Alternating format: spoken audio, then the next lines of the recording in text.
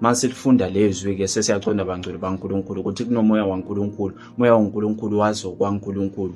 Namoya waNkulunkulu uma akuwe njengongcwele waNkulunkulu noma njengomuntu osindisiwe, bese uba nokulunga. Lokho esifunde ngako la phezulu ukuthi akekho olungile, kodwa siyalunga uma sikholiwe indodana yoJesu Kristu, sinomoya oyingcwele. Bese moya oyingcwele uyasilungisisa ngaso sonke isikhathi ukuba senze ngendlela uNkulunkulu afuna ngayo.